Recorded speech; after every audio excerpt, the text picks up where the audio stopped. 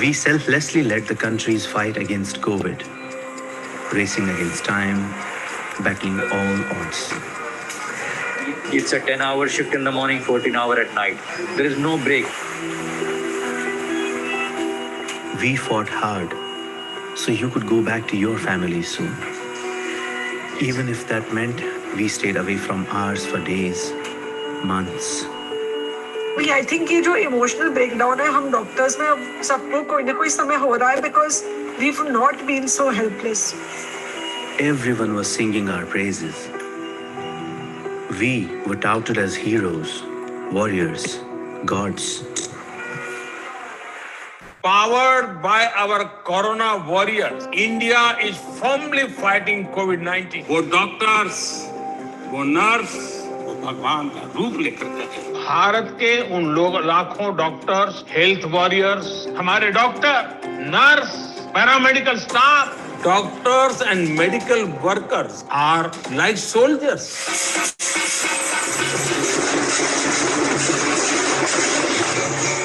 The entire nation applauded us, hailed our efforts. Oh my God! Really? They're made out of coffee? They're really dry. I don't feel anything. But these incidents are forcing us to think if the praises are mere lip service and our efforts would soon be forgotten. लानत है हमारे उन देशवासियों पे जो ऐसे काम करने वाले डॉक्टरों पे, नर्सों पे, नर्सेस पे हमला करते हैं. घिन आनी चाहिए हमें, जो खुद अपनी जान की परवाह किए बिना दूसरों का जान बचाने के लिए इतना कोशिश करते हैं.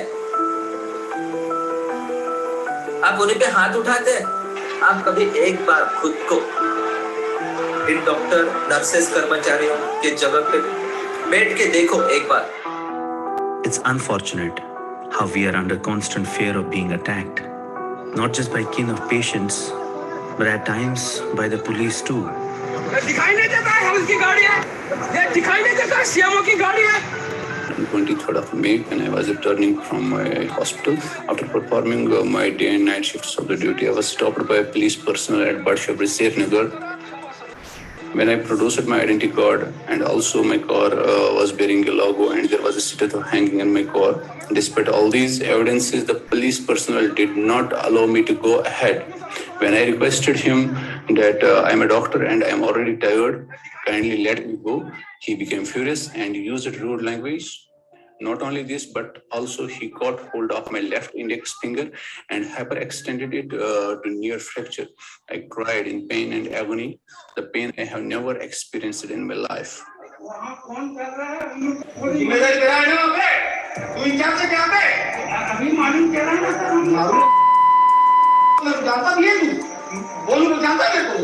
Threats, abuses, and harassment add insult to injury. All while we are under so much pressure. सुनो, ये ऐसे 10 हॉस्पिटल में ना 10 डॉक्टर खड़ी कर सकती है. उनका लैंग्वेज मेरे रिलेटिव के साथ गंदा था.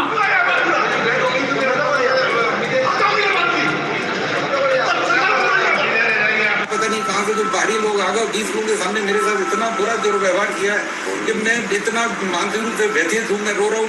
मुझे नौकरी नहीं करना, मैं नहीं करना. इतनी गाली खाने के लिए मैं पैदा दे दिया, मैंने इस्तीफा दे दिया, मैंने मुझे नौकरी नहीं करना. In treating you, what happens when we get infected?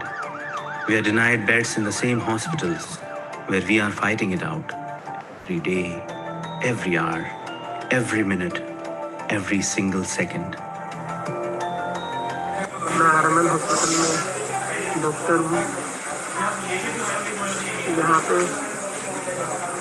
मुझे बेड नहीं मिल रहा है. यहाँ का डॉक्टर होने के बावजूद भी एसआईटी लोगों ने बेड भर रखे हैं. यहाँ पे एसआईटी लोगों को ही प्रायोरिटी दी जाती है. यहाँ के डॉक्टर से कोई नहीं पूछता है. This is the state of some of the hospitals. Imagine having to work in these conditions. But we selflessly do. TMC में जितने भी डॉक्टर्स, स्टाफ, नर्सेस हैं, सारे इसी तरह की ड्यूटी कर रहे हैं. उनके भी आधे कपड़े भीगे होते हैं, जैसे तैसे खड़े होते हैं, उसी में ड्यूटी करते हैं. ये आज की स्थिति नहीं है, हर साल की स्थिति है. कोरोना के काल में इस तरह के हॉस्टल की व्यवस्था, तो कोरोना के मरीज क्या इलाज होगा। साथ में कई तरह अनेकों बीमारियां फैलेंगी। गंदे नाले के पानी में हम लोग चल रहे हैं, ये हम लोग देख देख के थक चुके हैं। सरकार को इस पर कोई असर नहीं पड़ता है। ऐसा लगता है हम लोग एक डॉक्टर्स में एक मजदूर हैं। Some of you feel breathless, wearing masks for long. Imagine working for hours at a stretch, often without breaks, while donning a PPE kit. The PPE kit is actually very, very heavy. And once you go inside it, and inside the wards, it is, the environment there is so hot. You try to, you drench and you sweat so much that it becomes really, really difficult to move around. You cannot see our emotions while we fight in these heavy PPEs. We run around the wards in them, so we can keep serving you. But imagine having to make do with substandard, torn PPEs, wearing used masks, worn gloves, because there are not enough for all of us.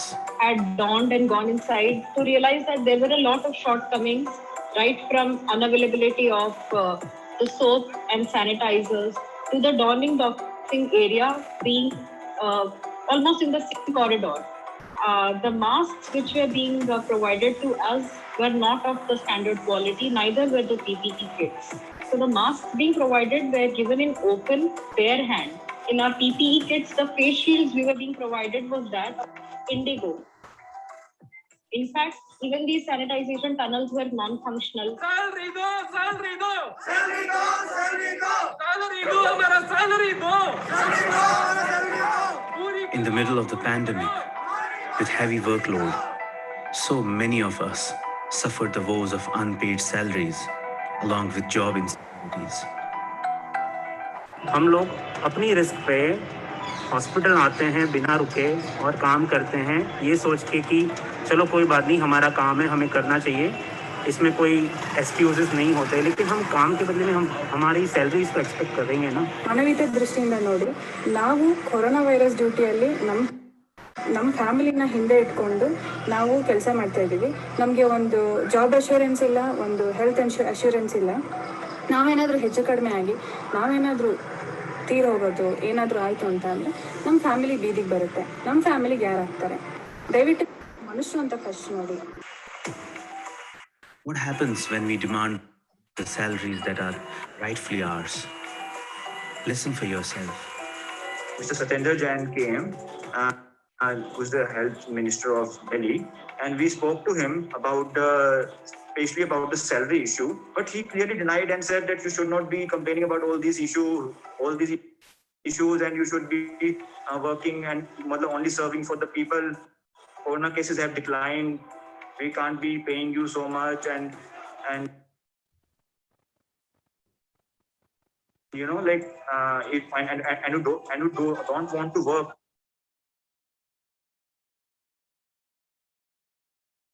Can leave and resign, and if somebody found not to be working, they would be thrown out. Yeah, we were disheartened by listening by this attitude actually. About 719 of us have lost our lives due to COVID in the second wave alone.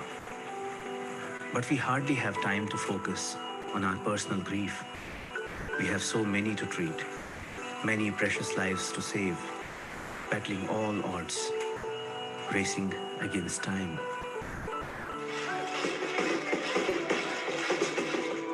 We do not want grand tributes. Do not call us gods.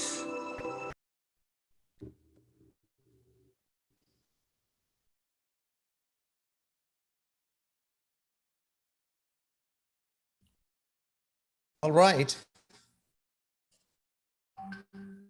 Can everyone hear me? Good. That's great. Hello, everyone. Hi, Dr. Bobby Mukanda, Dr. Sunil Kumar, Dr. Sri Hari Rao. I think we are still waiting for a couple of panel members, I believe. Dr. Jailal, and then I think Dr. Karthik. Thanks so much for joining me today for this discussion, Save Our Saviors.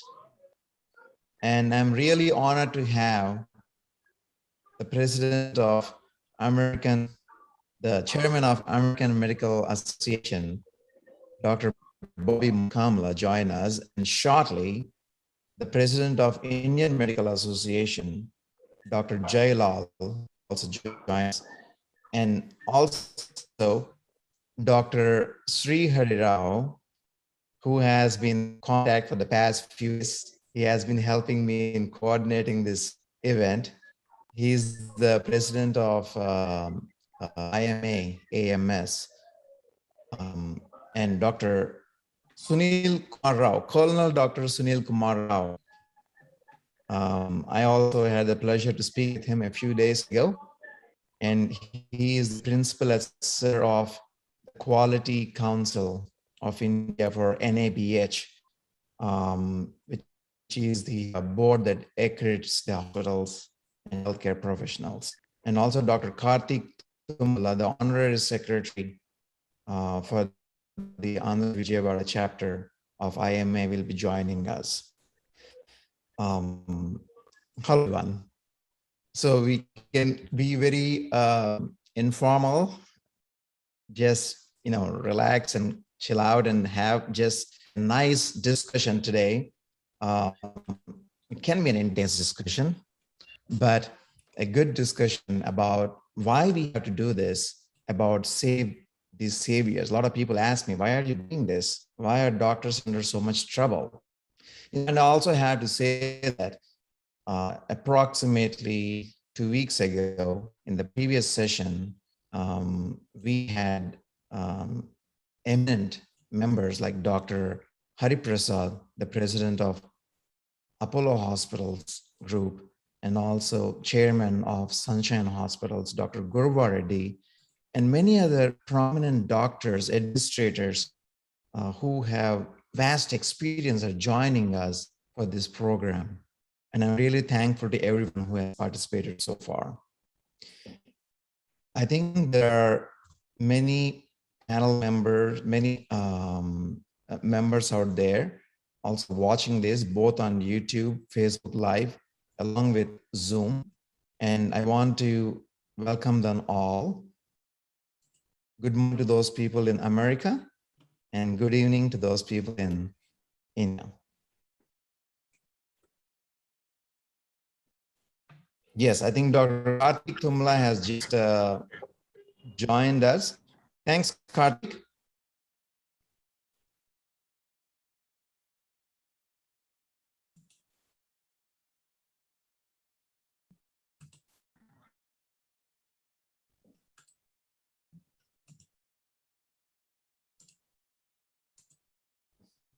Karthik, can you hear me? Yeah. Hi.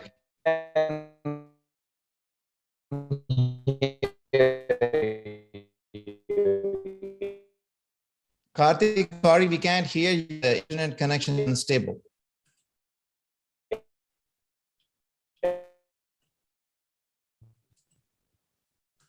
Okay.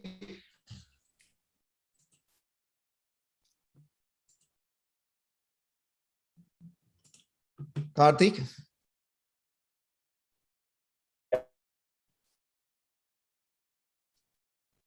We can't hear you. Yeah, I think Dr. Jailal, the Indian Medical Association president, has just joined us. Welcome, sir. Yeah, welcome. Another 5-10 minutes. I will be in the car, so I'll be reaching the room in another 10 minutes. Yeah, thank you. I know that you're traveling and you mentioned that beforehand. So thank you so much for joining us. Yeah.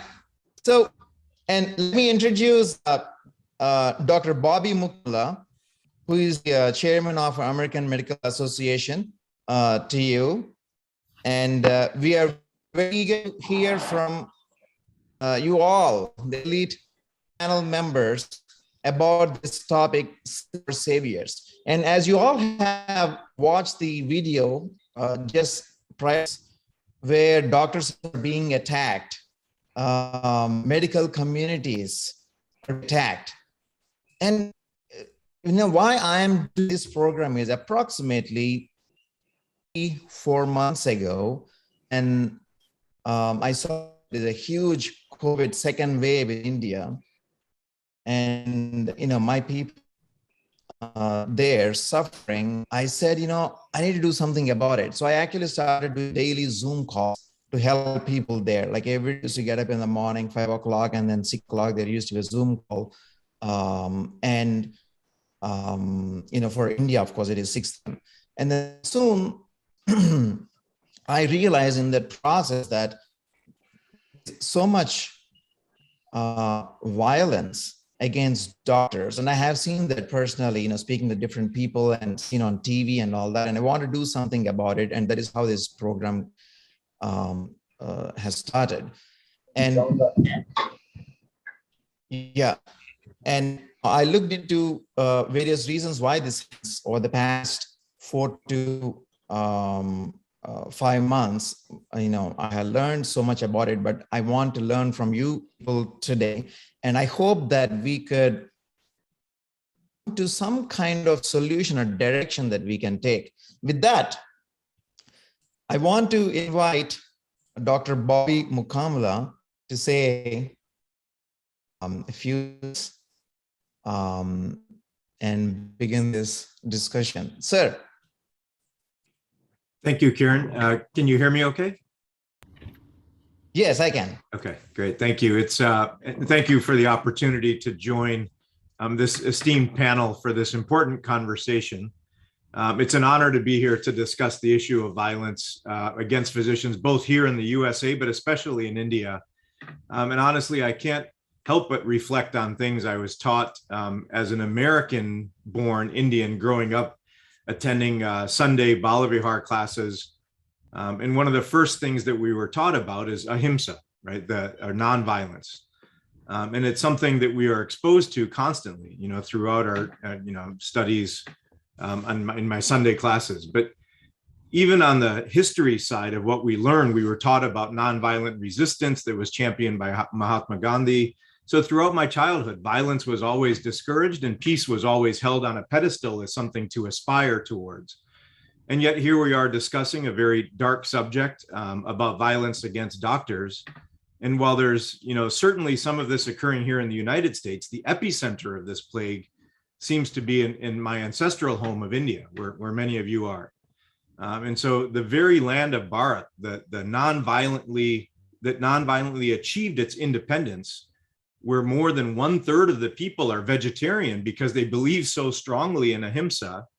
This is also the land where 75% of doctors have faced violence at work.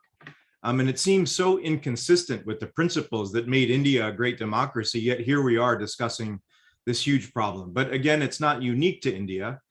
There was a recent study of 145 doctors here in the United States that showed that 59% had experienced verbal abuse and almost 10% had been exposed to physical abuse, mostly in the hospital settings, some in the community settings, but that's a rate that's 5 times higher than other industries. So clearly an outlier even among US occupations. And it's not just in-person threats, but in this era of COVID, the division that's it created in our society has brought out threats on social media. In fact, I had a letter mailed to my office and another one mailed to my home, telling me that I should go back to the dictatorship of India because I was not welcome as a non-white American here in this country. The letter just came about 10 days ago, and we sent it to the FBI for fingerprinting because they wanted to see, who may have written such a thing. So, I guess I'm honored to be here to discuss this important topic. I'm hoping that we can learn from each other about ways to emerge from this chapter of practicing medicine, both in India and the United States, so that we can at least continue to practice our profession to help people without putting ourselves at risk. There's already enough risk from this COVID virus, let alone risk from violence from the patients that we are treating. So excited to participate. Thank you very much, Kieran. Thanks so much. And as Dr. Mukamala said, the violence is not just in India. It's in America, it's in China, it's in Australia. The statistics show a steady rise of violence over the past decade, actually. And in America, another study showed that 78% of emergency physicians say that they have faced violence or abuse at some point of time, and they're worried about what's going to happen to them. And that's quite unfortunate. In India, the situation is quite dramatic that we have seen, and everyone hears from IMA. And more than 70% or actually 80% of doctors felt threatened at some point of time. Now, I know that back in June 18th, I believe, Indian Medical Association has called for protest against this violence against doctors. So, Dr. Jailal,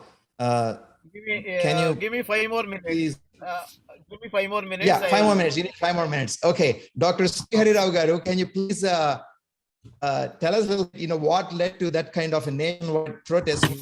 3.5 lakhs people, that is 350,000 people, doctors, came out on streets, and what happened after that? Good evening, everybody. Today is a historical day.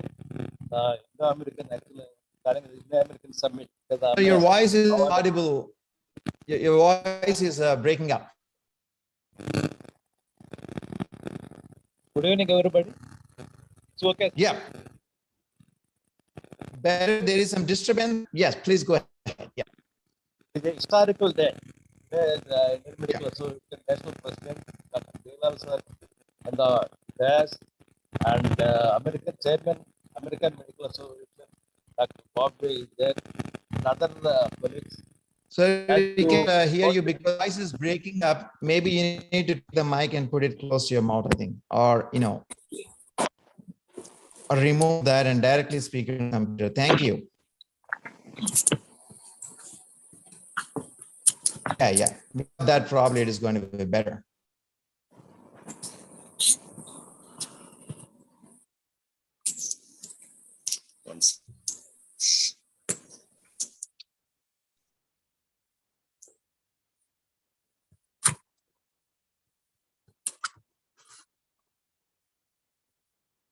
It's okay, sir. Good evening.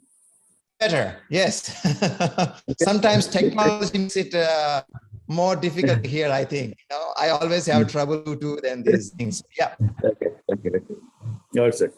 As I told you, Indian Medical Association is a multifunctional and multifactorial, multi-faced organization. We have 3.5 lakhs members with 1,750 branches all over India. And it is the largest non-government organization in India. As my president is a active, dynamic personality and proactive for medical. Any problem, he will be the front line and fighting for all the medical fraternity. As actually we are fighting on June 18th for the demands of the IMA, Central Hospital Healthcare Professionals Protection Act with IPC and a Code of Criminal Procedures. And also standardization and augmentation of security in each hospital and declaring the hospital as a protective zone. On that day, all over India, our doctors are come out from even though there is a COVID protocols are maintaining, but our strength is known by the government of India, and they have called for the tax regarding this Save the Saviors. We are also called for the Save the Saviors on that day. The title is, and where the fighting against the violence against the profession and professionals we called on that day. And in our country, since times immemorial, the doctor's profession has been considered as a noble one, being a savior of life and hence given the highest regard in the society. Even the present days, since the beginning of the outbreak of the COVID-19 pandemic, healthcare providers have been shown more support solidarity and gratitude than ever before. And there have been instances when attacks on doctors have taken place sporadically. This alarming trends reinforces the need for improved means to protect the doctors and health providers from acts of violence. As you know, almost you told before, 80% of the doctors are facing this violence against every individuals. And regarding the profession, you all know, the earlier days, medical practitioners were required only stethoscope, BP apparatus, and one table. That is enough for the practice.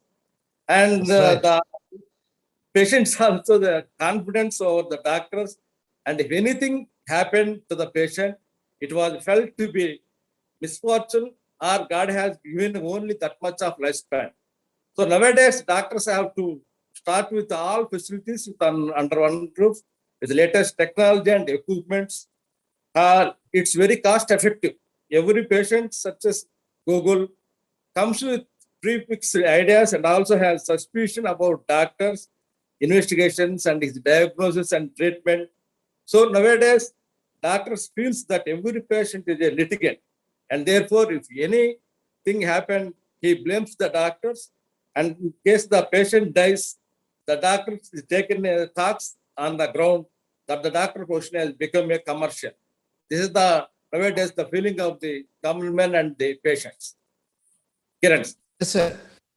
Sir, thanks so much for sharing that. And I want to say this here. You mentioned many important points. One is the scenario has changed quite a bit compared to what it was 30, 40, 50 years ago.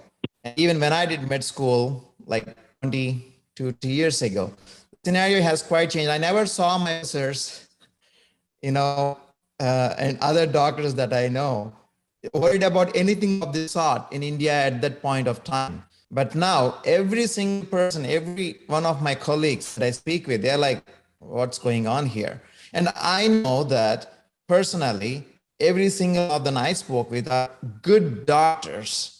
Okay, yes, in society, there will always be some bad apples. It doesn't matter what profession that you are in. But I can tell from my experience and having worked with thousands of doctors that most doctors intend well. They want to do good for the patient. No one comes out there saying that I want to do something bad. But yet, why is this such a bad perception these days? Oh, they're just there to make money. Or, they are just charging, thousands of dollars. They don't care about us. Why is that perception? Dr. Colonel Sunil Kumar Rogar, can you please share with us your perspective about it? Why is that? Yeah, good evening to Indians and good morning to Americans. I have been invited on 2 counts. Number one is I am from NABH also, that is the National Accreditation Body. And the second count is that I am a chief administrator for Gujarat Cancer Society hospitals, group of hospitals, which are cancer hospital, as well as a medical college and hospital. And previously, I have been working in various hospitals as administrator, as in charge administrators, and have faced several such incidents which have been shown on television, as well as which have been shown just before we started. Many of these are now become routine, as you said very rightly. There is no doubt about the trust deficit. Even the CII FICCI report for our country, for India, for the hospitals, clearly mentions that the biggest threat to the healthcare business today is the trust deficit, which is there between the patients and the doctors, which has come up as a big factor. Major reason which I feel as an administrator, doctor administrator, I am stressing on that because there are multiple administrators of different types who are interested more in making money and showing the P&L as a positive and make profits year after year, keep on increasing the rates. So these tendencies which have cropped up in our medical field is one of the reasons which all the doctors perceive, because doctors clearly feel that the payment which they receive vis-a-vis the hospital receives, there's a tremendous amount of gap in that, and the patients definitely perceive that the doctor himself is taking that much money from the patient, and does not explain enough why that money is needed. For example, even in the NABH, now we have made it compulsory to do a multidisciplinary counseling, which includes the person from billing, from finance, to give the idea as to if there is a costly medicine. Suddenly we start injection meronem or meropenem and various antibiotics.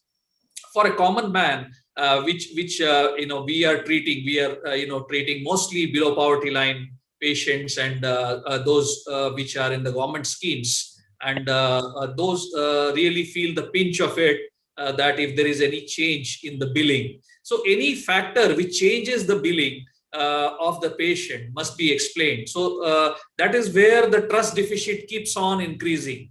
A person, if he is not explained anything. Another thing which we have introduced from the NABH side is the effective communication.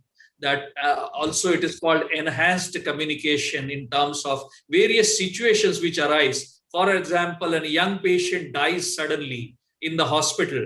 Definitely that's a big red factor as far as violence is concerned.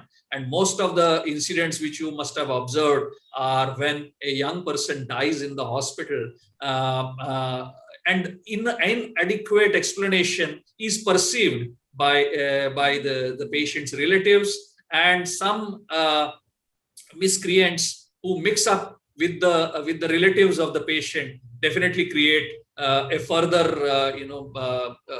fights and things like that. So I feel that the trust deficit has increased multifold because of inadequate explanations, not only by the doctors but the healthcare professionals. I would say we work as a team, right? So when we work as a team, it's not only doctors' responsibility, it is the administration's responsibility, it is the nurses' responsibility, it is the team's responsibility to explain in whatever manner.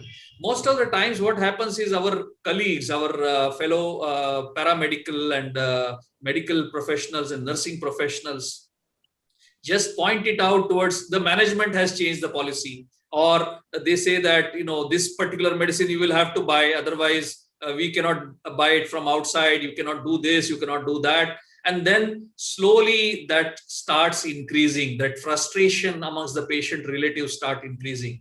I am not trying to side with their side of the patient side, but you look at it from a poor man's perspective, that if they are not explained in time, especially when the patient is young, critical, and at the verge of death, has traveled multiple hospitals, by the way. This is also a new phenomena in India which has started, that people are so much wary that violence may erupt in our hospital, so they pass on the buck to another hospital, thereby increasing the trust deficit further. That means you are making sure that the other hospital suffers because you are postponing the event by passing on the buck to another hospital. So these some of the factors only I'm explaining. Multiple other factors are there.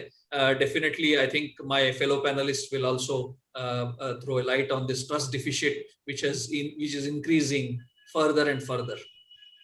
Sure, sir. You nailed the problem right on its head, which is lack of trust, loss of trust. And that definitely is, opinion, the cause that is leading to all the problems. When there is loss of trust, whether it is a personal relationship at home, whether it is a relationship at work or in the system itself, that is when people resort to violence or some kind of problems. But if you actually, there is a slide that I had yesterday for this presentation, and the number one is loss of trust. And that is what every single doctor who has attended this panel so far has said, loss of. Why is that? I want to ask our IMA president, Dr. Jayalal, sir, why do you think there is such a loss in trust? What do you see, being the head of such a big organization and hearing from a lot of doctors and probably hearing from a lot of patients? What do you see? Yeah, I fully agree on the trust deficit concept, but you must also realize trust deficit is not only in the medical profession. It is happening right down in our family. The amount of respect and amount of relationship with the parents, children, what the older generation had has totally gone. Now it has become more of a knowledge-based relationship where it is coming. What's the time of the time the patient has to fully depend upon the doctor for the everything, and whatever the doctor says, the patient was able to believe. But somehow, whether it is a right or wrong, the social media and the Googles are able to give some negative or improper inputs to the minds of the people. So that always brings some questions into the relationship. That is what resulting in the trust deficit. But what I personally believe that this is a changing phenomena, but the doctor community should also learn to cope up with that. Professional violence is a challenge of a professional hazard, which we must be also acute enough to face and acute enough to, address to that need. And we cannot say that it is rising so that we are going to go away from that, and it has to be, one has to really face that. There are many ways for that, because if you see an hospital, it is always an hospital is a human intensive organization. All the people inside the hospital, whether it is a doctor, paramedical person, the attender or the patient, everybody will be in a tense mood. None of them will be in a normal mood, including the doctor. So when there is a four kind of people, when they are meeting together with a different kinds of perspective and a tensed mood, there is a violence is bound to happen, have to happen. And at that point of time, then how our hospitals and the medical profession is making themselves equipped enough to face that, solve it, identify the when it is erupting, and controlling it is the most important thing. Since you are talking about the saviors, and the medical profession also say teaching, one of the other area which is worrying me a lot is a professional violence which is taking place within our medical profession itself. The amount of violence, whether it is a verbal, whether it is not mostly physical, it is a verbal and mental, torturing. Then the mentorship situation, whether the students and the medical professionals are undergoing, is much more the real literal violence which we are facing in the society today. If you see, we are going through the students across the country, the doctors across the country, what they feel is the amount of stress they feel inside the teaching profession, the hospital professional, by their own seniors, by their professional elders. By that is one end. And second, in the corporate hospital, by the multinationals and by the corporate owners with the for-profit or oriented hospitals, what they are getting the mental torture, and if they are not meeting out to 100 cases per month, and that amount of the turmoil and the face challenge they are facing, there is another component of the save the saviors which we need to rise to that occasion. Where yes, we get the violence from the society, which we get the violence from the patients, but we do get the violence inside our house, inside our home, and that should be also addressed to the need of the people. So I will only say it is going to, we can never eradicate the violence. Violence is going to be the part, because it is going to be the trust deficit is so high with the knowledge exposition is taking place. But now our intention, our focus as an organization, IMA, we are now focusing on how to solve this and how to prevent it. That only brings by the unity of the doctors, interconnection of the doctors, and not talking anything bad about your colleague, and always understanding and interacting with the colleague. Always believe that you are also at the vulnerable end, and mutually trying to help with the colleagues, and forming a network or union where that you will be able to support whenever your doctor colleague is in the problem. That is what we are now, IMA is focusing on that, on the professional violence and preventing the violence which is happening on the society. Thanks, sir. Thanks. And actually, thanks for bringing out this topic also, where it is not just coming from outside, but it's also coming from, it is, from within, where I know, like, doctors being threatened or put a lot of pressure either by the administrators or other doctors, senior doctors on junior doctors. It's entirely separate problem. But, this also brings to the point, but what is actually violence? What constitutes violence? The definition. Because violence is simply an act of, hitting someone, physically assaulting someone. Yes, that is one part of it. But violence is also defined as telephonic threats, intimidation, verbal abuse. All these things constitute violence when you take that, because people are afraid when something happens. If someone calls you, like Dr. Mukamala got a letter, right? Saying something. I mean, that definitely creates a lot of fear in us, and that prevents us from performing properly in our. I want to say this: violence against doctors is not just a doctor problem. It is a public problem. It is a public health crisis. This is this. If doctors are under stress for whatever reason, if they are afraid, they won't be able to perform well. It is known very clearly, and Dr. Mukamala will know more about physician burnout and stress leads to medical errors. Medical errors means it is not good for health. Medical errors is the third leading cause of death in America, right after cancer and heart. So pressured doctor, a stressed doctor, he menace to public health. So there's a public health crisis. That's the reason people should be involved. You need to know that violence is not the solution. Violence is not the solution for anything. How do we solve that problem is the question. Now, what is the root cause? What is the root cause for this problem is what I'm interested in. The reason is we won't be able to solve any problem in our life unless we truly understand it. 50% of the solution is understanding the problem itself. So from that perspective, I want to ask Dr. Mukamala, what do you think is the root cause, sir, for this problem? I know that we both live in America, but we are both coming to India, but we follow the news, we speak with our colleagues. So give me your perspective. I want to get to the root cause. Yeah, I think of it as, my mom is a pediatrician. She's retired now. In fact, today she's flying back to Vijayawada from the USA. And I remember spending time in her office when I was a young boy, just sort of doing paperwork, filing her charts away, cleaning up, things like that, just because I was cheap labor for her. But I saw the interaction she had with her patients, and there was basically just two office staff, herself and her patients, and she got to spend time with them. There was minimal paperwork, minimal computer work.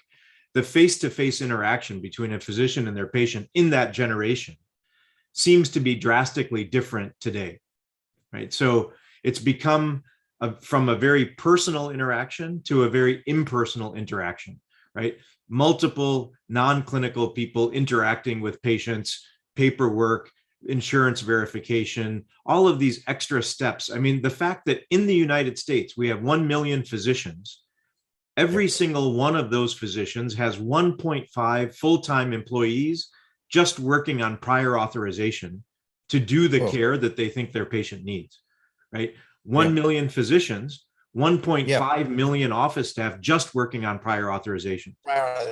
And so, that's something that our patients don't like, right? If I tell my patient they need a CAT scan of the sinuses to see whether or not the pain is due to sinusitis or a mass or some neuropathic pain, the fact that they have to wait to get that CAT scan for a week or more, and my office staff has to work on getting their prior authorization, it just creates frustration, right? And so that frustration, especially for patients in pain, patients that are in dire straits, they're waiting for their PET scan to see if their head and neck cancer has metastasized or not, and that requires prior authorization. So for a week or more, they feel like the cancer is spreading every day while they're waiting for this CAT scan. That frustration needs an outlet. And so I think what we're seeing is that the outlet of that frustration is directed towards anybody and everybody, to the person that's checking them in at the office, to the physician that they see, to their family at home. And then, you can multiply that by a factor of 10 when there's something like COVID and there's social isolation, less ability to have conversations because everybody's at home with masks on. And so, I think it's just the sort of corporatization of the care that's being delivered and all the multiple steps that are now required compared to when my mom was in practice one generation ago that adds to the frustration, and the outlet of that frustration is this violence. Well said. Well said. Well said. And for people in India to understand what is prior authorization, it is when someone has insurance and then let's say Dr. Mukamala orders a test. Sometimes he can simply order it and he can get it done like simple X-ray. But if you need a CT scan or MRI, the insurance people take a look at it. Oh, you don't need it. Why do you need it? So they come and deny it sometimes. That is very frustrating. Or they will take 2 weeks, 3 weeks, 4 weeks to actually authorize and then to schedule another 2 to 3 weeks. All these frustrations is what Dr. Mukamala is talking about. And I mentioned this in our last meeting, and actually prior to other meetings too, that in India, we are under mentality, some of the doctors, that, insurance is going to solve the problem. But in my opinion, it will solve maybe some problem, but actually it can create many other problems that we don't even foresee right now. So it is not a unidimensional problem. This is a multidimensional problem that requires a multifaceted approach to solve it.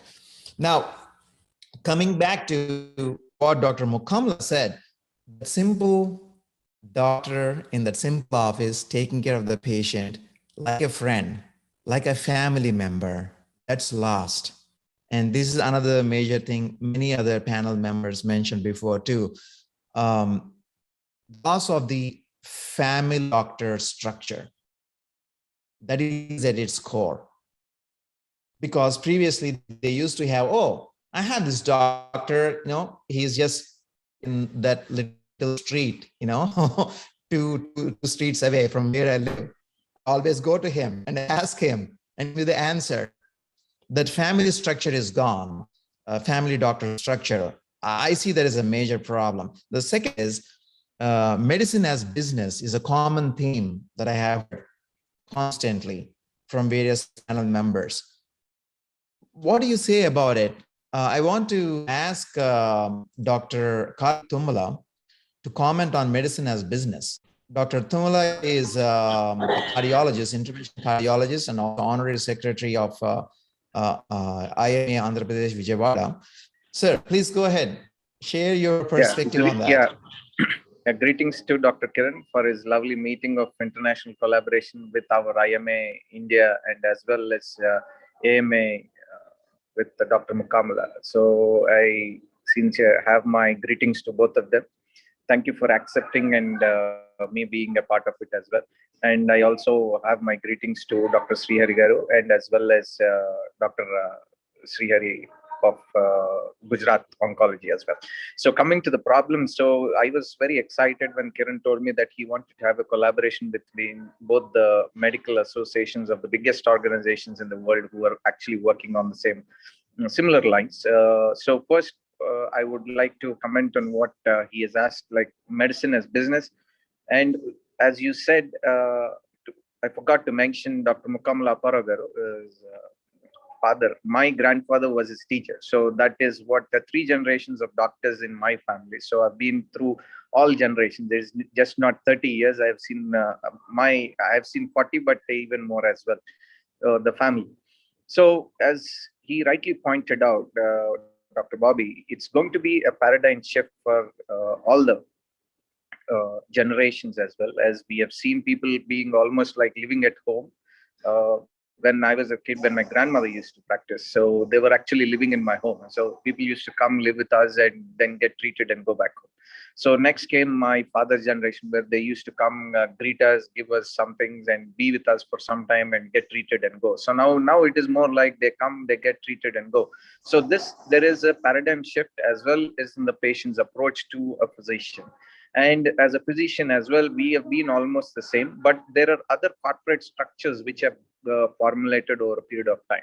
So this changed the whole scenario of healthcare all across the world. And as we see this, there is a lot of business coming into medical healthcare, and you can see a lot of investments. People are excited. A lot of medical healthcare facilities, which were actually only for patient care, but now only talking about P&Ls, as we can see Dr. Siharigaru is also talking about P&L, what about the EBAT or CBAT or whatever. I don't know all those financial terms either. So I've been practicing from morning. Just now I got time to have my lunch. Now it's around 6 p.m.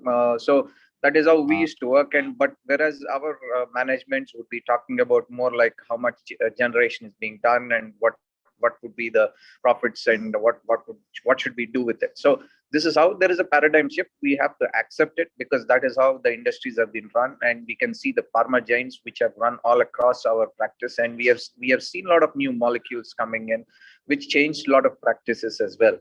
And coming to the basic point of violence against doctors, as Dr. Mukamala has already told, that there has been a phased manner even in US, where they've come to medical legal cases. Now they're coming up to abuses, they're coming up to beating up. So as I was excited when there is collaboration being done by IMA, which has been a lead of various violence against doctors, as Dr. Kiran has pointed out, that June 18th was the day when we had a day of protest against violence against doctors, as led by Dr. Jailal sir. We have been a part of it, and we have recognized a problem. The root cause is predominantly there is a distrust or the trust factor which is being deficient, and we also talk about financial issues being implicated into most of it. So both of them should be solved by an international collaboration. And as we see, if something starts in US, the kind of policy making which starts in US will translate or will benefit the entire world. So we are just not talking about some policies being done by us and various facilities at the state level or at the national level, or we should think of an international level solution for this kind of a problem.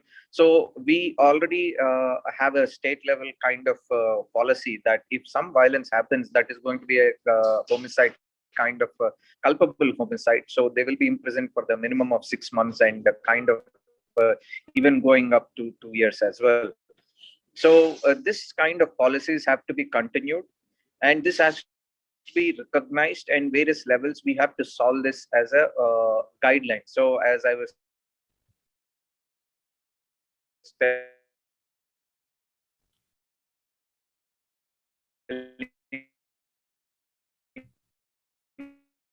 Kiran, we should have a collaborative. This can be included in the routine teaching practice for management staff as well. And are you audible? Am I audible, correct? You're going in and out, Karthik. So you're going in and out. Am I good now? Yeah. Okay. Good. Yeah.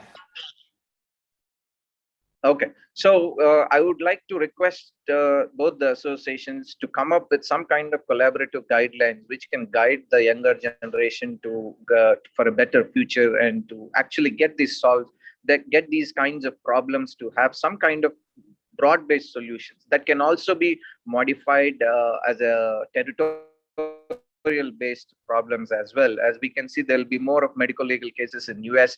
We should discourage them going to medical legal cases as well, so that there'll be lots of negativism which will be thrown out of place from the policymakers as well. So collaborative guidelines is what I request to be set it up, and even a book. I think Kiran likes writing books as well, so he should write a book on something like Stop Violence Against Doctors, guidelines to stop violence against doctors, and things like that. So so I answered most of your questions, and I had my comments as well. So thank you very much for giving me an opportunity on this platform. Thanks, Karthik, for the offer. You're adding a lot of work to my already very busy plate, but with all your help, if that is going to help people, I'll be happy to. But here it is. Every single person so far in this conversation mentioned something common, that is loss of trust, right? Every single person, without a doubt. Now, what I'm going to do is I'm going to share my thing briefly.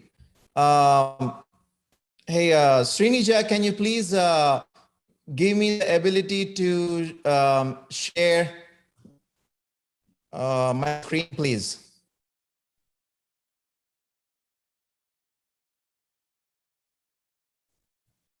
Yeah, because I want to get to the root of the problem. I truly believe unless we truly understand the problem and taking a multidimensional approach, we won't be able to solve it. I'll start off actually talking about it, and once I get the screen share option, I will actually share it. So the loss of trust, there are 1, 2, 3, 4, 5, 6, 7. There are 7 factors that I have written down here based on my understanding so far. And I want your comments on that, okay? Because we need to get to the solution. And number 1, perception in public that doctors are money-minded. Corporate hospitals overcharge them, and wrong information is being given to them to make them get treated in the hospital. Now, whether that is true or not, that is a totally different issue, but perception is such. And I want to ask the IM president, Dr. Jailal, to comment on it. The perception in the public that doctors are money-minded, corporate hospitals, is this true? And if such, is that true? 10%, 20%, 50%, 50%? So it is majority, it is true. They think doctors is an unavoidable evil and they are earning money out of their sickness. So always that is one of the very common problem, which most of the time the violence is taking place, or pretending violence is taking place only when they do not want to pay for that. And something that death happens, it is definitely not because of their anguish against the doctor or the hospital. They thought they're thinking that when they are making a fuss on that, then they create some nuisance on that, the hospital will let them off without paying that. So we have interviewed few of these incidents and people, and majority of the time the money and the perception of that the money they are taking more is one of the very most important reason, which is stimulating, or people are tend to more do the violence at that time, and they are getting some benefit out of that. And now there are organized groups are there, some established gangs are there.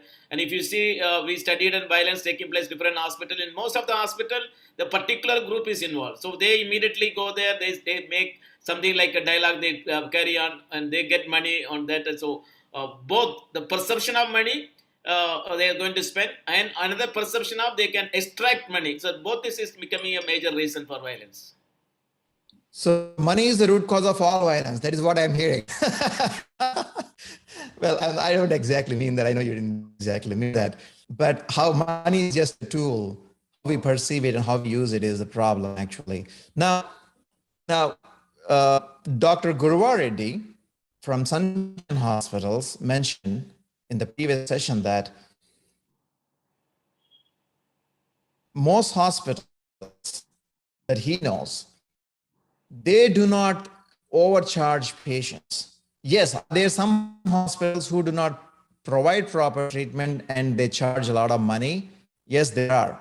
But that is what I understood so far speaking to these people. And also the cost of healthcare has gone up significantly over the past 1 or 2 decades because of various reasons. Number one, the advancements in medicine, right? 20 years ago, when I was in med school, I rarely saw anyone getting a CT scan or an MRI. Now, every single person is getting a CT scan or MRI for one reason or another reason. And even during COVID times, a lot of tests are ordered. So the cost of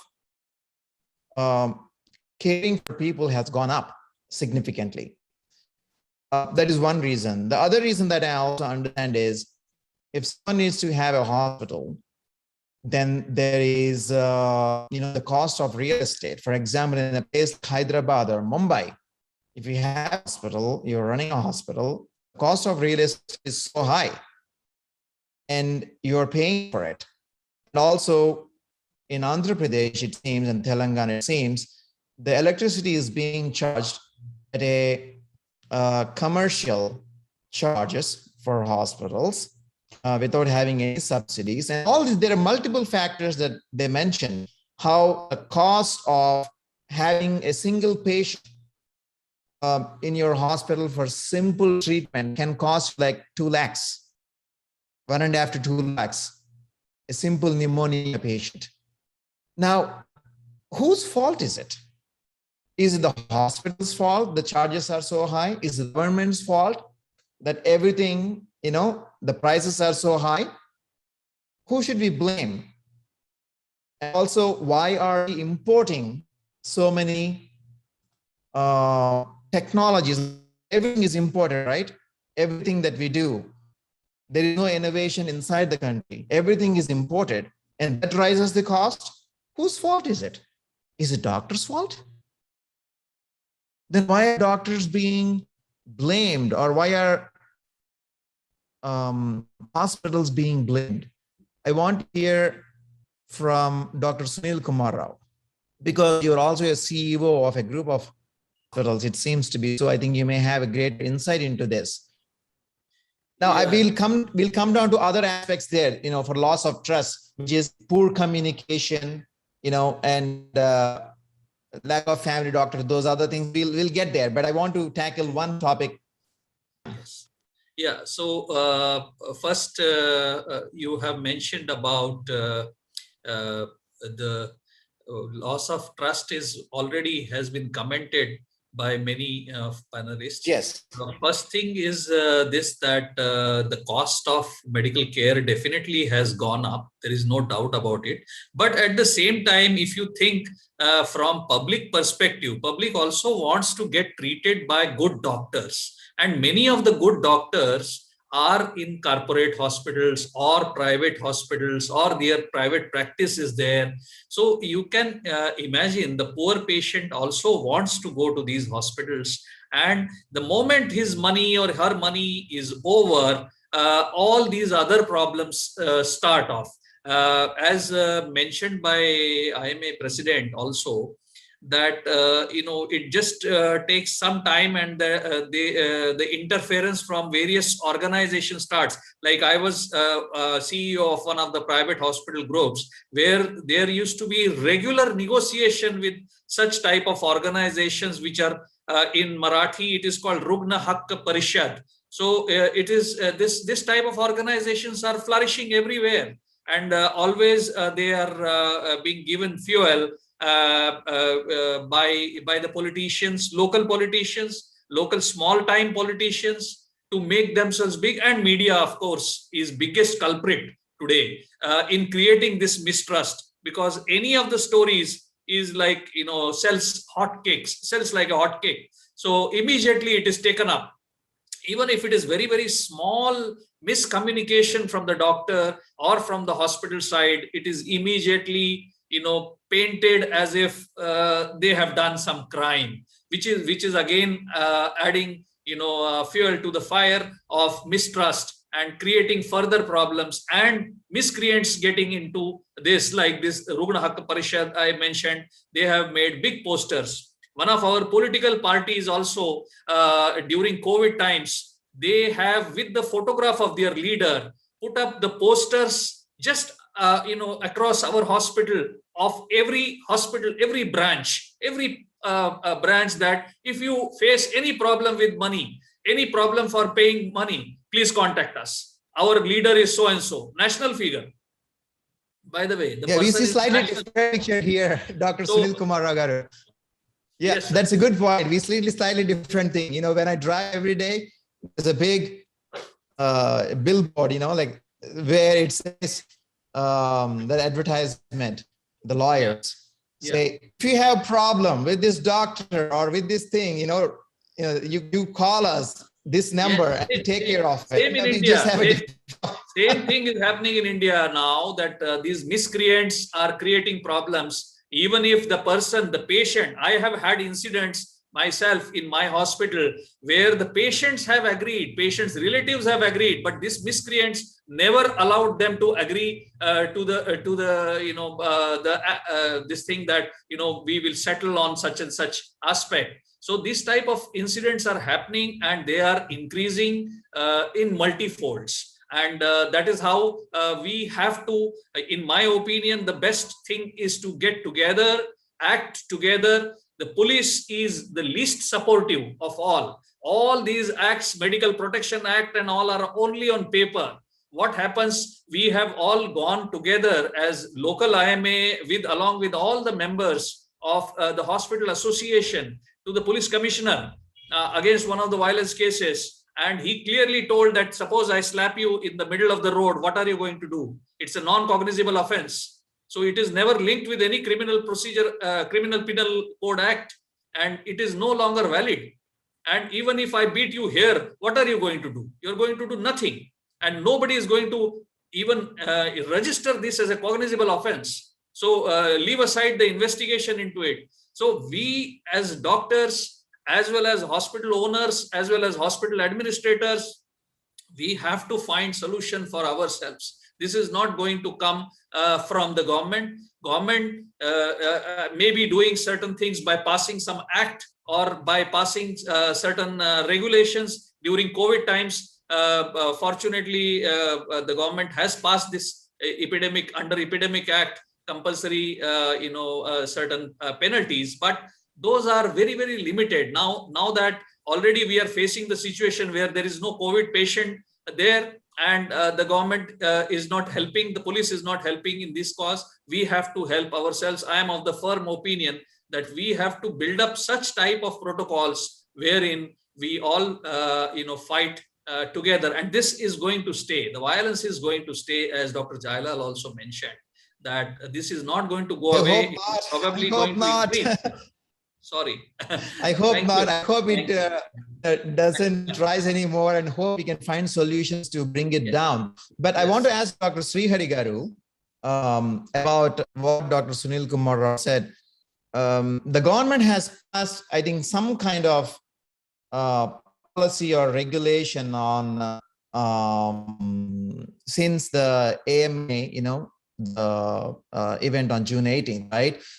What exactly did the government say, and is it being enforced? What I hear is, yeah, it is not being enforced. No one knows about it, really.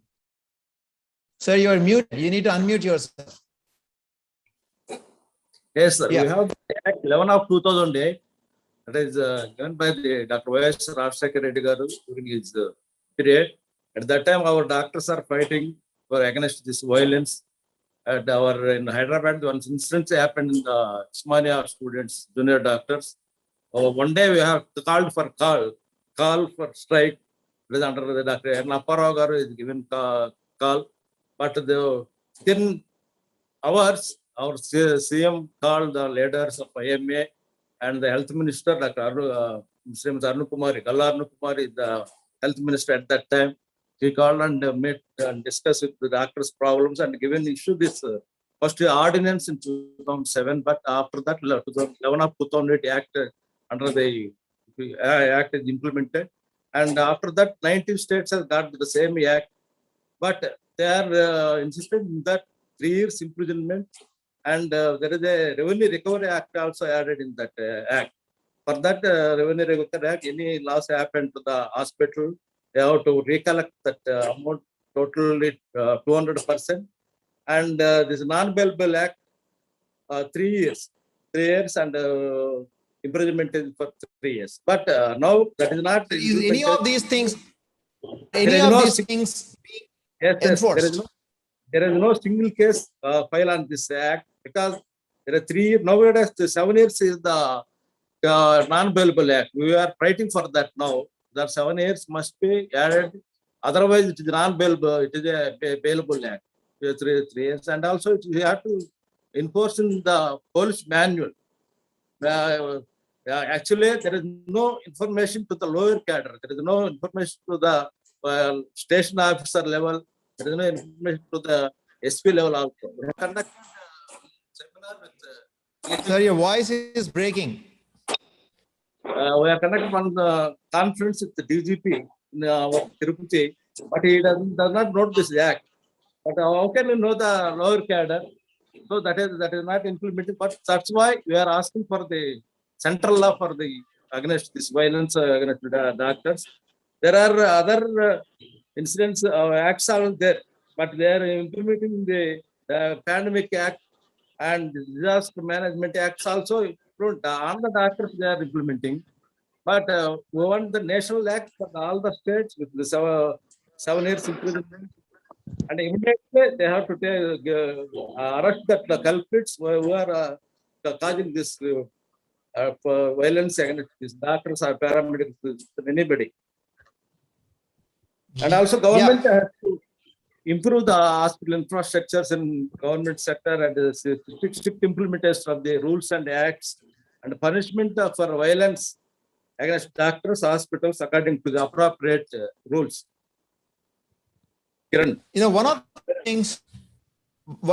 things that, thanks very much. And, you know, one of the things that triggers my thought when you mention some of these points is that there is a huge gap between public perception of who doctors are and medical communities are and how we perceive ourselves. There is a huge gap. Everyone sees that, right? In this panel here, everyone sees that. We are thinking we have been working all our lives, right from childhood, you know, studying hard, going to medical school and so much stress, pressure. And after you'd come out and then again, you're working tirelessly day and night to become a doctor who you are, right? But people are not seeing us that way. We are seeing ourselves as saving people, but people are not seeing it that way. It's because of, I think, in my opinion, medicine has become business, both in America and India, unfortunately. Now, business is not wrong in my opinion, but how are we conducting that business? Number one. Number two, transparency. That is something that I heard from previous panel members, transparency of what we're doing. Transparency. I think Dr. Srihari Rao Garu had to leave because there's another conference at this time. Thank you, sir. So transparency. Why does this cost so much?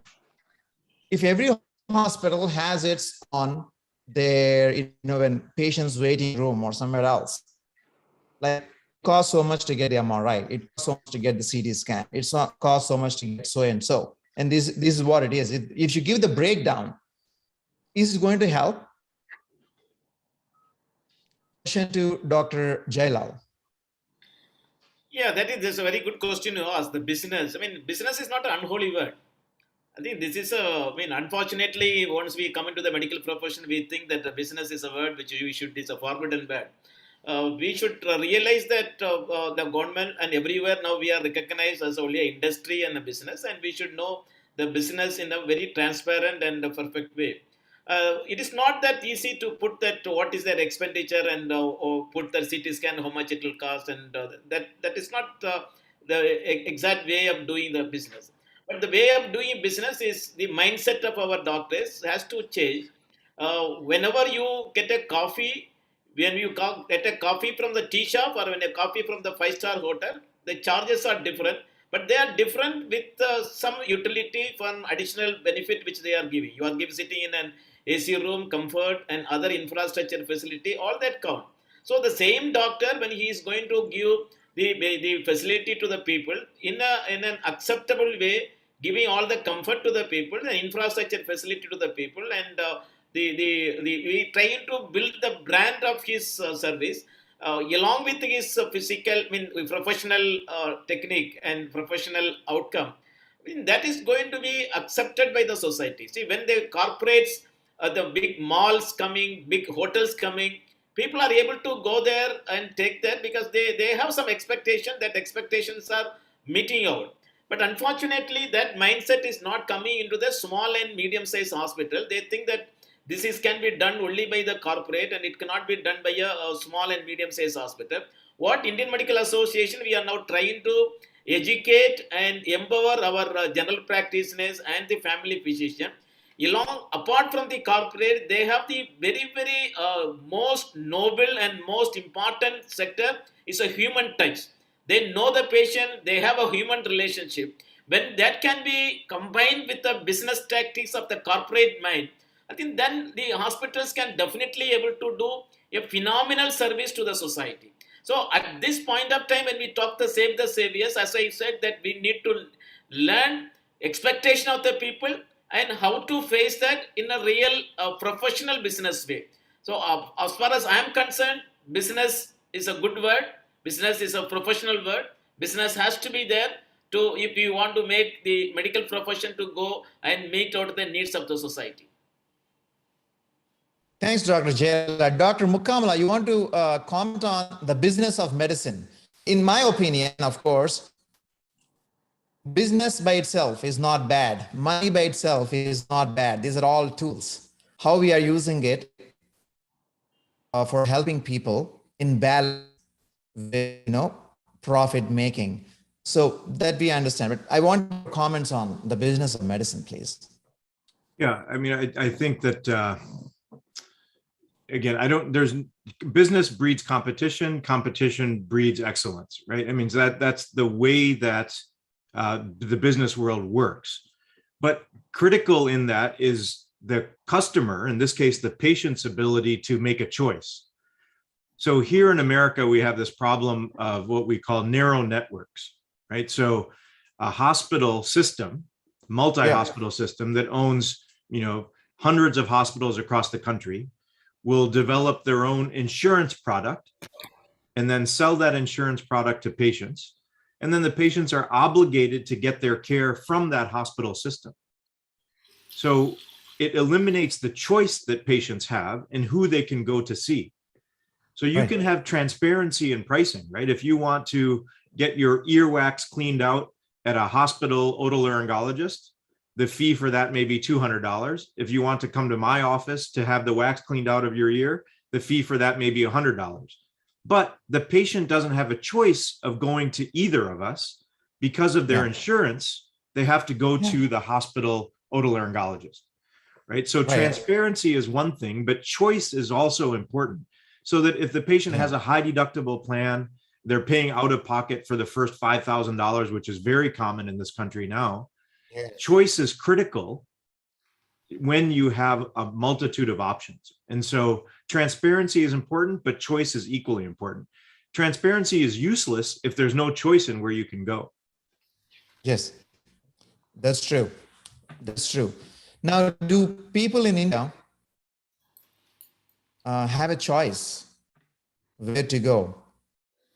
Dr. Sunil Kumar, sir, people in India have a choice where to go, but it's kind of no choice in a way, isn't it? Because at least the perception in Andhra Pradesh, which I know many places, hospital, is you need to go to a corporate hospital, even though there is a government hospital.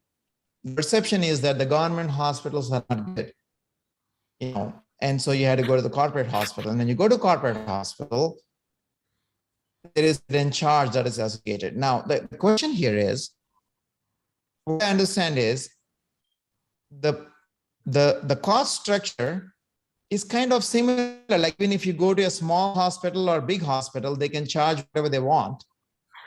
And how do you standardize it? How do you standardize it?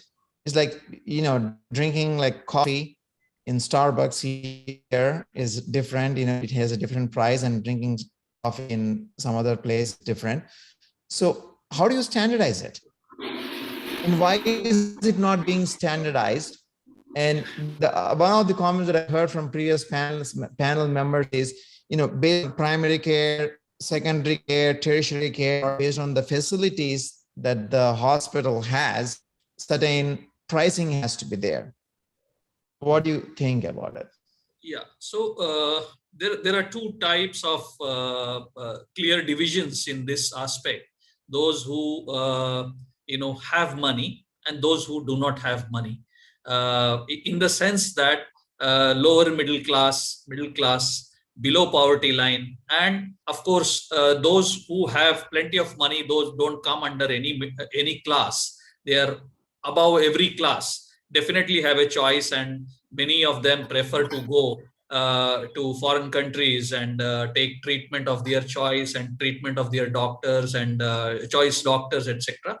That is one class. But in India now, the new phenomena which has invaded, I would say, all the private sector as well as the government sector, and all the medical college setups and all these, by a scheme called Ayushman Bharat scheme, which was being run by various state governments in different names, different capacities, like Jana Kalyan Yojana or Atal Bihari Yojana or Indira Gandhi Yojana, whatever names may be, multiple.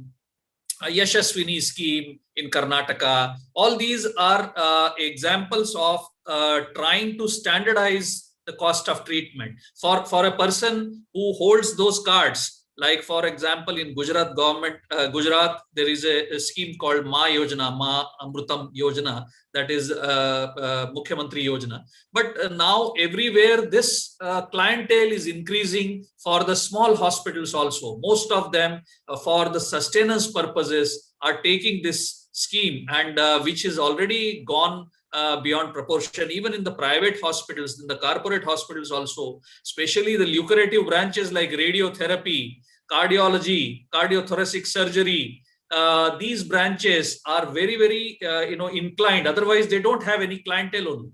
Every person who's coming in Mercedes, but would take this card with him and wants to have treatment done under these schemes. So this is a new phenomena which has started in India, in various states under different names, but now it is getting standardized.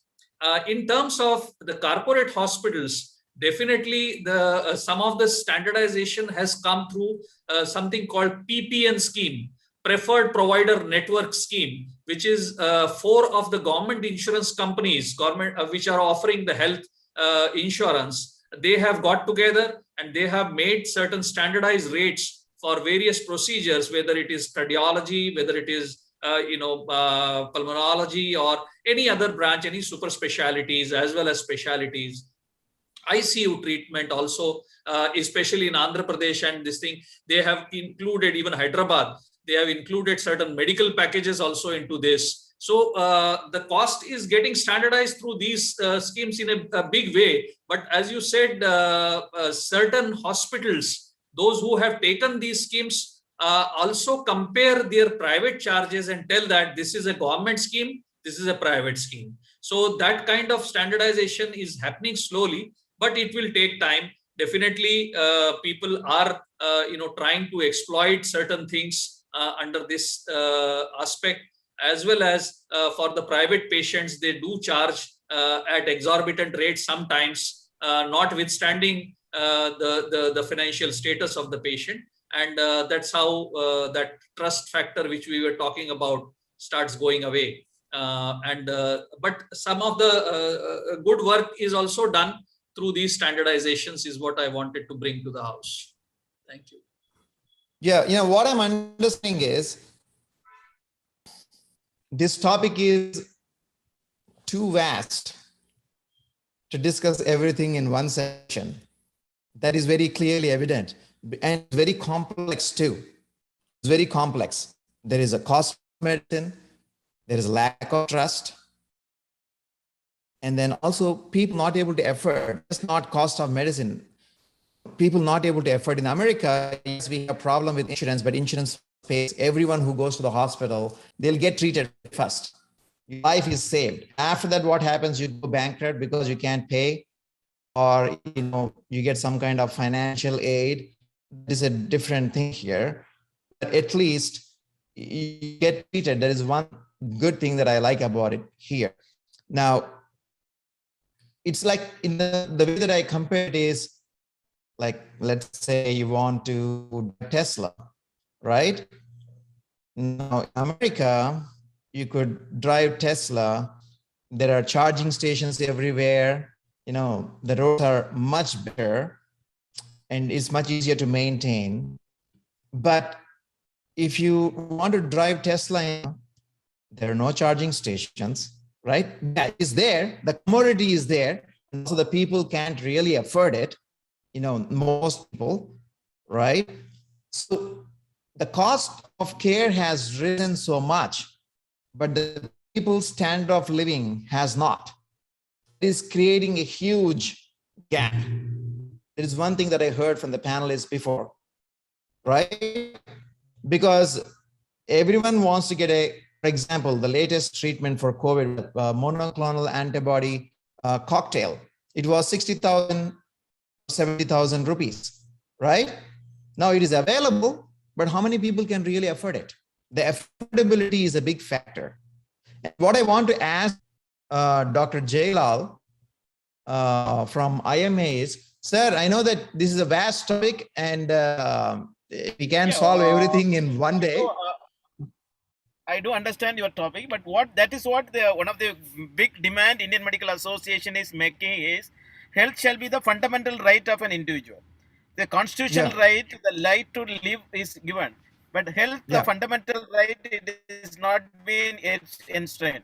If the constitutionally, if you say the health is a fundamental right, so the responsibility of providing that fundamental right comes with the public health department. It is a government responsibility. So even in there, the public health department has to take care of that. If you see Indian healthcare budget, our budget allocation in the GDP is 1.5 to 2% for the public health. So majority of the India, that is they sit up from the private healthcare. That is the reason why there is a mismatch, and what is that availability and the mismatch is coming. So instead of that, the government can realize it. It is a responsibility of the government to ensure the basic health care to the individual. And if the public health institutions are made as par with what is expected of the people, this issue will be able to be solved. But unfortunately, that is not happening. Though we are making it, putting it on. Now, India, the one good thing has happened is education has become a fundamental right. So every corporate hospital, school or a college has to give at least 25 to 30% of free education to every student who is meritorious, who is coming and applying. So something like that we are working that to make health as a fundamental right, and only when that will be there. And before I finish, I just want to add on that is one of the issue which Indian Medical Association we are working on, as we are talking about the trust deficit also. Now for the patient, when he is really aggrieved, he has no alternative arrangements are not there. Where he will go and complain, where he will get the relief for him. So that mechanism we should develop. That is Indian Medical Association. We are trying to make a grievance redressal. Every day I am getting at least 10 to 15 complaints from the patient saying that this has happened, something are genuine, something their demands are high. So we should protect, as we talk about the violence against the doctors, we must also provide a belief in the patients that there is an alternative mechanism. When they are really aggrieved, they can go represent and they can get the benefit. It cannot be done in a national level. It has to be done at every level. We are asking for every district, every Indian Medical Association branch, if they can have established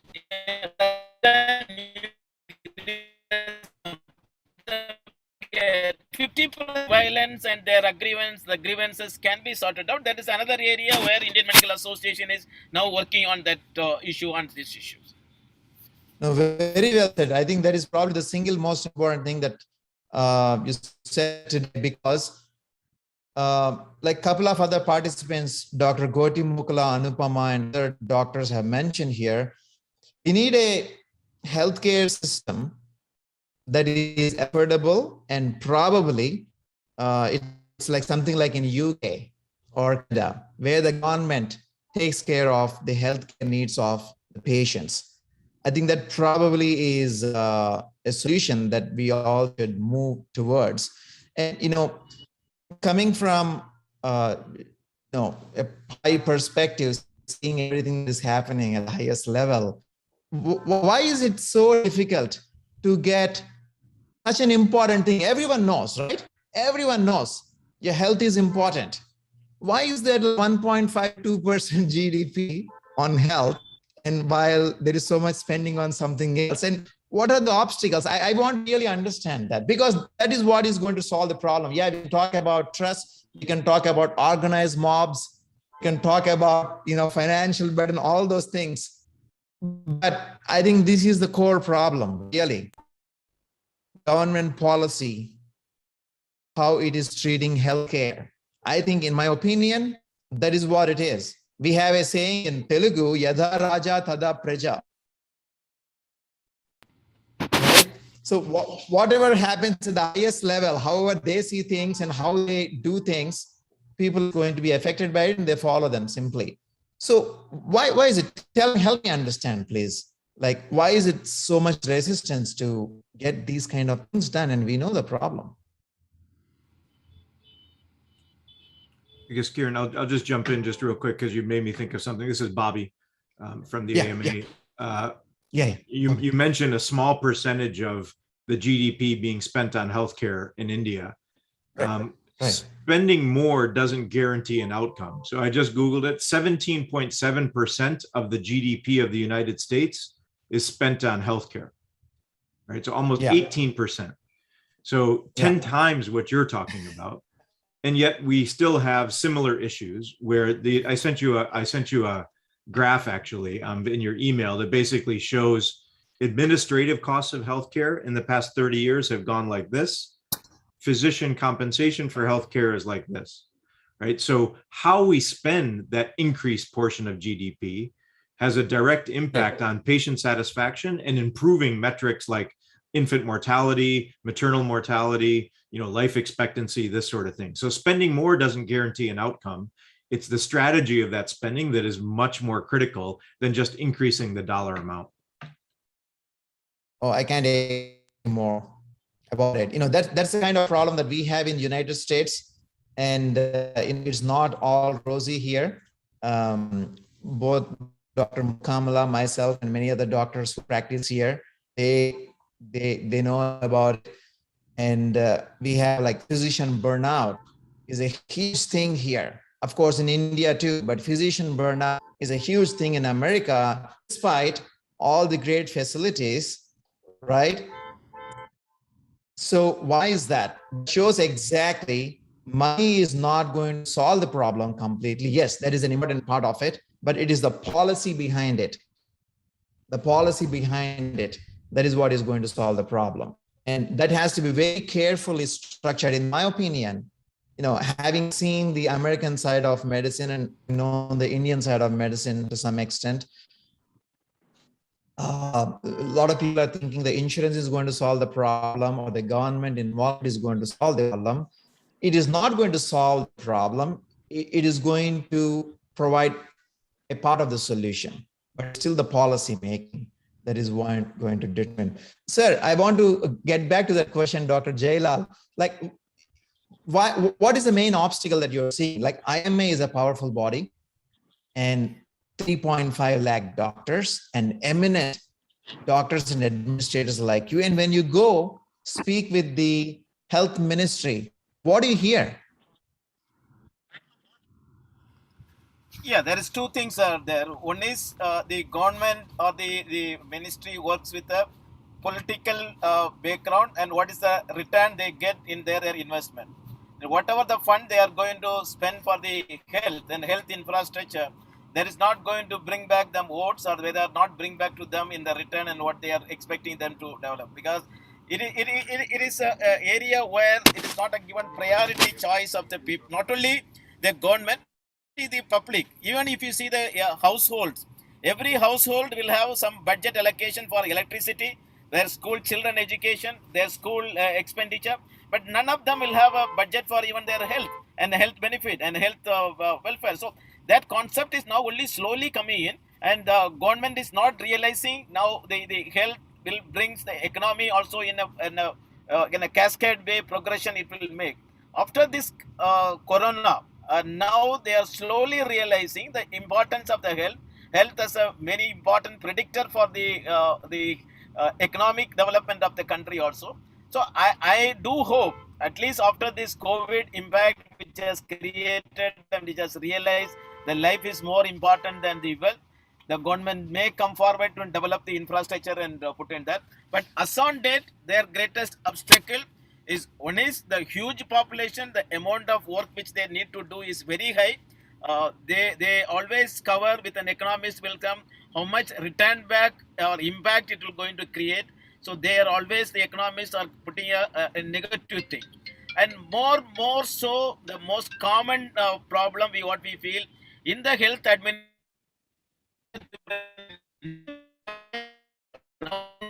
one country where it is managed by administrators. When just because they get an IAS degree, they feel that they know everything, and there is no qualified medical professionals are there in the top level give administrative position. So IMA is also working on that, and we are now trying to bring a cadre called Indian Medical Service, like administrative service. And if you can have a person who has the medical background and importance of the medical and public health issue, and also the administrative skill, and if he is able to be there in the administrative level, I think some of this issue and making the proposal to the government. See, ultimately, what the minister decide is what his bureaucrat is going to give.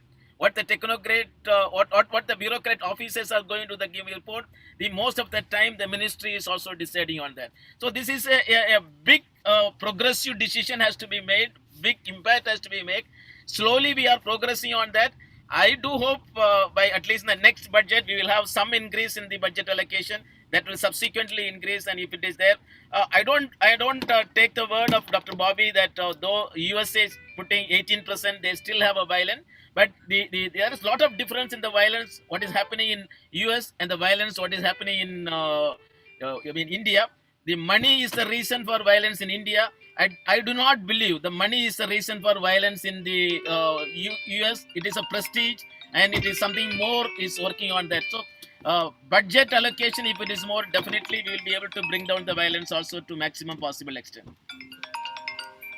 Thanks. I think Dr. Mukamala mentioning more about the quality of care and the frustrations in the system, not per se violence. And you definitely, Dr. Jailal has enlightened us with can you excuse me? I have to now join another meeting, so I will be. Absolutely. I have one last thing. What I want to happen is Dr. Mukamala is here from AMA and Dr. Jailal is here from IMA, and this is the first time AMA and IMA are together on a platform, and I want this kind of collaboration. This is the seed, I believe, and I want this to grow into a tree where there is collaboration happening between America and India for the benefit of both nations.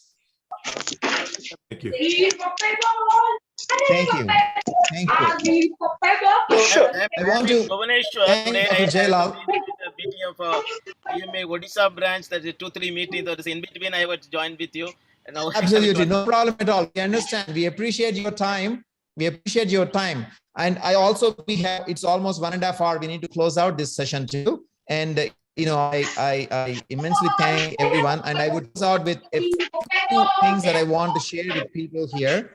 And so that's going to spark further thought about this topic. And I'm going to share briefly some things here. While we solve the problems, we need to survive. Yes, the policy need to change. Yes, we need more money. Yes, there is more accreditation needed of the hospitals. All these things are going to take time, unfortunately.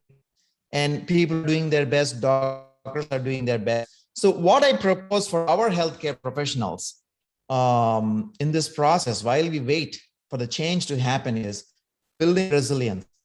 That is important, and that is both America and in India. Building resilience, because we need to survive first, and we will only survive all the stress of this, what we are facing, if we become resilient beings. I know that doctors are more resilient. New study shows that doctors are more resilient than general population. We are already doing a lot, but probably we need to do even more to build that resilience. I think that is important. There is another factor constantly that I hear from people is a lack of proper communication. And that happens here in America. I see that all the time. How can we improve our communication skills so that it is going to benefit both the patients as well as ourselves. That is going to be the key. In my opinion, most of the problems in the world is because of lack of communication, 80 to 90% of problems. And that communication must happen. Yes, we don't have time. I understand that there is a problem, but how can we use the little time that we have to communicate properly? That is a skill that we all need to acquire for our own benefit as well as patients' benefit. We need to, as doctors, focus on work-life balance and gaining financial stability, also maintaining a healthy lifestyle and maintaining a positive attitude. All these things will protect us in this process. And I know that AMA is working big on physician burnout, and Dr. Mukamala will definitely see these things as something of interest for all. And then the external factors, like we talked about, the infrastructure, the policy change, and the premium quality medical education that is needed for the younger physicians. That has to happen. And the accreditation, like we talked about, Dr. Sunil Kumar Rao knows more about it. And also there is digitalization for ease and transparency in delivering care. We have to use technology for that. And there is law enforcement. All these things have to come together to solve this problem. And again, this is merely the first of, the initial, one of the most initial sessions of many other that we are going to conduct. But any last words from people here, about what I just shared?